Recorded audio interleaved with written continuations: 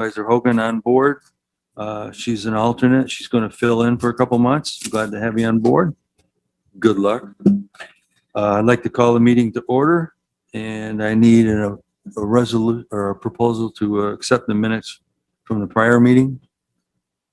Brad and Kevin, any discussion, deletions, additions, all in favor? Aye. Aye. Carried. Who we got on For the whole school of people. Oh, Mr. Stroud's not on this well, I committee. can't see him on mine. You must think. The first thing I'd like to do is bring Joanne up. She has some people she'd like us to talk with.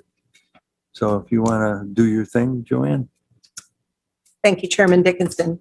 The first item on your Parks O&M agenda today is a funding request at the Charles R. Wood Park for ice castles. There are two gentlemen that are with us here today on the Zoom call to answer your questions. Kyle Staniford is the CEO of Ice Castles, and Jared Henningsen is the Vice President of Events. There are two meetings here this morning. So at Parks O&M, we'll review the fee structure for Festival Commons. And then at the Tourism Committee meeting, there's a request for special event funding from Ice Castles as well.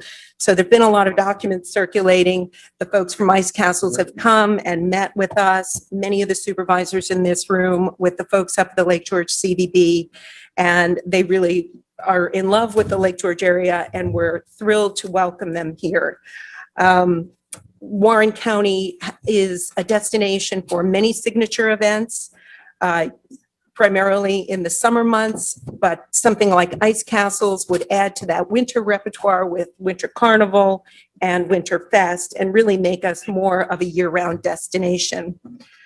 Construction on Ice Castles could begin as soon as October, November. When the temperatures are cold, they'll have to begin building. So in terms of a fee for Festival Commons, this does not fit into your typical, I'm going to be there for a weekend or a week at a time. So with Kevin and the mayor, the village, has been a discussion about how that fee structure would work. I would just like to say on behalf of the tourism approach that this would be an incredible economic impact for Warren County and the Lake George area. And we do welcome Ice Castles with open arms and welcome this discussion today.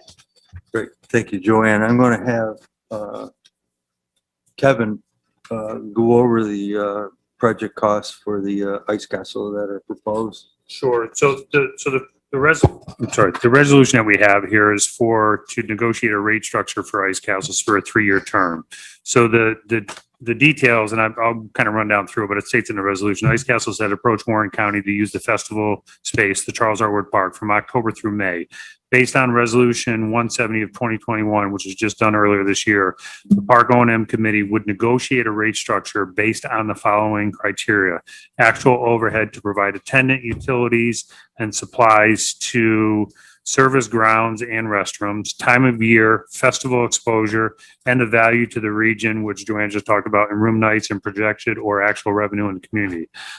Tourism, DPW, the Village of Lake George, and the committee Chairman Merlino have reviewed the event, and we basically calculated an overhead cost to be about $50,000. So that's the fee that we proposed for the first year, and then each year after that, a 10% increase. Does anybody have any questions, Kevin, before we get going? Yes, Mike. Thank you, Mr. Chairman. Not part of the committee, but I was wondering if this is just based on estimates. Are we going to put some kind of clause in that negotiation to kind of reflect the actual costs going forward, whether they be more or less? These weren't actually, well, I don't want to necessarily say they were estimates or not, but these are the rates that, say, the mayor looked at what they would need for an attendant. He put down what the rate would be for them to be at that event. Not necessarily a contingency. I think, the bottom line, I think it probably came out, give or take, a little bit shy of $50,000. We just had, say, $50,000 for the project. Well, these are all based on real numbers. that we have going into next year and what the cost would be. The only one that may not be kind of a real number is the snow removal for the lot, because as you know, as well as I do, that could change. But that's that $6,000 is what we feel is a good number. It has fluctuated year after year, but we feel that's a pretty solid number. Thank you. Thank you, Mike. Anybody else got any questions, comments? Does somebody want to make a proposal for this resolution? I'll move it. Kevin, is there a second? That would be the mayor. Any further discussion? All in favor? Aye. Opposed? Motion carried. Excellent. Our second item is update on the 2021 schedule of events. Well, there is no change, Mr. Chairman, from the last meeting, except to tell the committee that the first concert that we had, which was done by Will Jam, was rained out 2 nights. I know the promoter lost a considerable amount of money. Obviously, he's hoping to make that up. We've added another night coming up 4th of July weekend. So we will have the concert on Friday, Saturday, Sunday, and Monday. Obviously, we're praying for good weather so that it'll be a success. But again, we have booked more events this year than we have in the past. Last Saturday's Jeep Invasion was a huge success, had a great impact on the village, I understand, in Warrensburg and so forth. Very well attended, very well behaved for a car show, and another great event that we hope will return to Lake George. And I might say that, echoing what Joanne said, I called 2 of the former communities in New Hampshire and also Midway in Idaho that the Ice Castle has been, and they have nothing but good things to say about the event. Obviously, the village has to assess some type of a water rent. I agreed previously with the owners of the Ice Castle that we would charge them what they pay in New Hampshire, which is considerably less than what the village water rate is. They use more water than our biggest user uses year-round, somewhere between 12 and 14 million gallons of water while they're there. And this was confirmed by the places they were at previously. Midway has the Ice Castle on a golf course, and they have 1,700 rooms very nearby, and they were booked 80% occupancy the entire winter with Ice Castles there. So it should be a great boost to the area if we're able to get them here, and then, unlike what we're praying for 4th of July, pray for cold weather. Thank you, Mr. Chairman. Oh, you're welcome, man. Mr. Chairman, Yes, Brad, sorry, just a quick question for the mayor, if you don't mind. go ahead. Is there any way that we could use the lake water? Well, we pump from the lake, which is different than the other 2 who use wells. We pump directly from the lake, and last night, matter of fact, at our village board meeting, we discussed with Keith the possibility, because obviously he's going to be using treated water, which is what he uses in all the other communities, I might say, except one.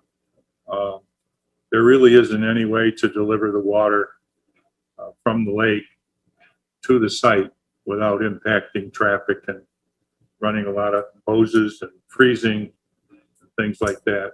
We do have a hydrant right on site, right, Keith? Where we can deliver the water right directly to them.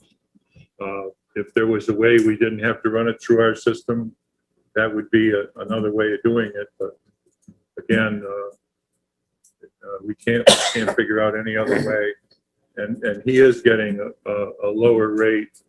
Would get a lower rate than some communities, not Midway, but I think the rate is far below what we charge our regular customers because of the tremendous volume and the fact he's going to be drawing it in the winter when our our demand is not at its peak either, so that's a good thing.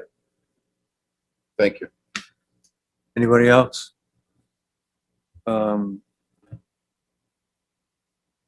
Referral pending items? Got an update on this? I do. So as you all know, we've been carrying this for quite some time. I finally got a chance to meet with the owner of the Tiki Resort. Actually, Gene Merlino met with me out there as well. We had a discussion with the owner. We kind of made suggestions of what he can do, should do, but basically said that we didn't want that wall falling on county property. He kind of said, okay, you know, any contractors in the area. I said, you can go in the phone book. I said, there's many contractors around the area that you can choose from. He actually talked with Ruben Ellsworth from Ellsworth Excavating, who in turn called me and said, what do you want me to do? And I in turn said to Ruben, it's not up to me. It's his wall. I said, I just don't want the wall collapsing on our property. So Ruben was going to work up an estimate for the owner. And we'll see where it goes from there. Fingers crossed that he works it out with Ruben and gets the work done. So I will at next committee, hopefully come back to you that he accepted Ruben's proposal and he will be doing the work this year. So we're not doing any stormwater or any of that? No, we are not. Okay. Anything else? Kevin? That's all I have. Anybody from the committee? Privilege of floor, public? Is there anybody out there, Don? Hi, Chairman Dickinson. Nothing in YouTube land right now. Good job. I tried. Thank you. Then I'll entertain a motion to adjourn. Brad, Kevin, all in favor? All right. Opposed?